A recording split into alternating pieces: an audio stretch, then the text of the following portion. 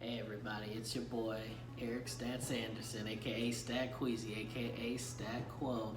Unfortunately, we are not able to bring you the Fantasy Gurus here tonight. It was supposed to be the debut episode, I know, but due to COVID-19, we unfortunately have not received our equipment yet. I want to make it the best show possible for you guys, so we're going to hold off on that now until we get the equipment, but once we get it, we'll go ahead and give you the date of when that debut episode's coming.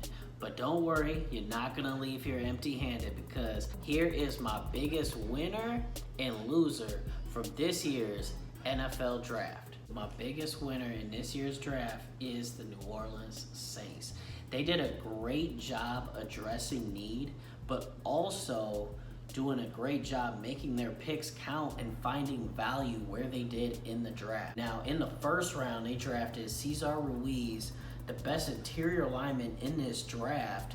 I love that pick. It gives Drew Brees some extra protection in what is likely his last year, and also it enables Eric McCoy, who they drafted at center last year in the draft, and he played really well, but I think he could move over to guard, which would be a more natural position for him, and you could bring in Ruiz to play center, and now you've got a loaded offensive line to build upon for the next decade plus. Then the Saints came back in the third round. They traded up in the third round to pick 74 and drafted linebacker Zach Bond from Wisconsin. Now, Zach Bond had a first-round grade on a lot of boards, including mine. However, he slipped a bit due to a diluted sample that came out, which he let all teams know about at the combine. However, it clearly had a lasting impression on some teams, which is why he slipped in the draft. I think the Saints found an absolute steal here, and you can now pair him alongside Alex Anzalone and Demario Davis, which was a position they needed to address, and they did that with Zach Bond, who I think will be an absolute playmaker for the Saints this year. Had over 12 sacks at Wisconsin this past year, so he's a great rusher, but he also is solid in coverage, so I think they absolutely nailed that pick. And then they came back and snuck into the late third round, actually traded their whole Saturday draft to do so, but got an absolute steal in Adam Troutman, the tight end from Dayton. He brings another tall, reliable target to Drew Brees, something he needed because they didn't really have a number 2 receiver last year playing alongside Michael Thomas, and although he's a tight end, he will play that tight end position, but you can have 2 tight end sets now with him and Jared Cook, which will make the Saints nearly unguardable in the red zone this year. When you pair Troutman and Jared Cook, you have Michael Thomas, you have Emmanuel Sanders, you got Alvin Kamara, who you can line up at receiver, at running back, and it just makes them so unguardable. You also have Taysom Hill, who can come in, so a lot of things the Saints can do now. A lot of people thought, well, should the Saints go corner, but I think the Saints did a great job handling their secondary and free agency as it was. They brought in Malcolm Jenkins, a returning safety for the Saints, who obviously started his career with the Saints, and then you also re-signed the Jackrabbit himself, Janoris Jenkins, to play opposite of Marshawn Lattimore. You brought back P.J. Williams at the nickel corner. You had Chauncey Gardner-Johnson at safety, the 4th round pick a year ago from Florida, who played very well as a rookie. So I just love what the Saints did all around. And then if that wasn't enough, they come back the following day and sign Jameis Winston, the former Tampa Bay Buccaneer quarterback, coming off a 5,000-yard season. And really, the only knock on him was the interception. And he gets to learn behind Drew Brees and Sean Payton for a full year and really play that Teddy Bridgewater role and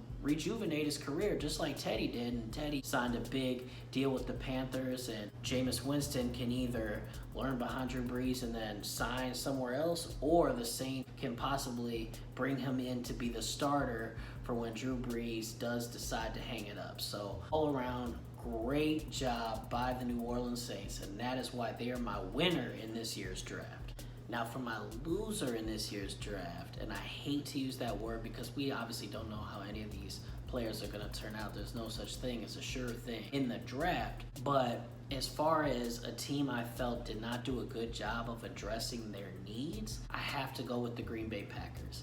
Now, they traded up in the first round to draft a quarterback when obviously you have all-pro future Hall of Famer Aaron Rodgers, who needs help at receiver, and you bring in what would likely be his heir apparent down the road, although I don't see Aaron Rodgers with any signs of stopping anytime soon. And you bring in Jordan Love to learn behind him, which, okay, I can maybe understand that, Justin, you want to duplicate essentially what you did when you drafted Aaron Rodgers late in the first round back in 2005, and he learned behind Brett Favre and ultimately was his successor.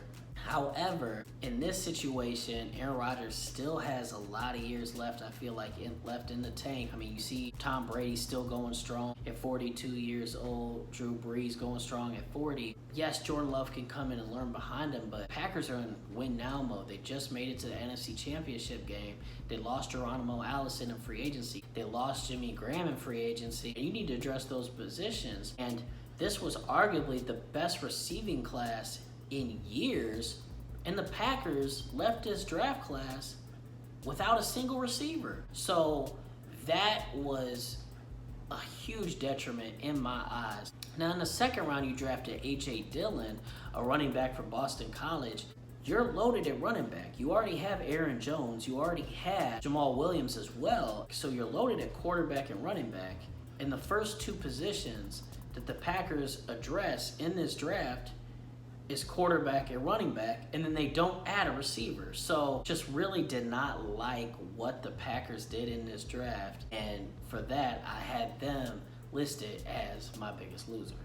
Thanks for watching, everyone. If you like what you saw, make sure you hit the like button and go ahead and subscribe right now to Stat Quo Sports. That way, when we get our equipment up and running, you'll be able to see the Fantasy Gurus as well as all the other programming we offer here at Stat Quo Sports.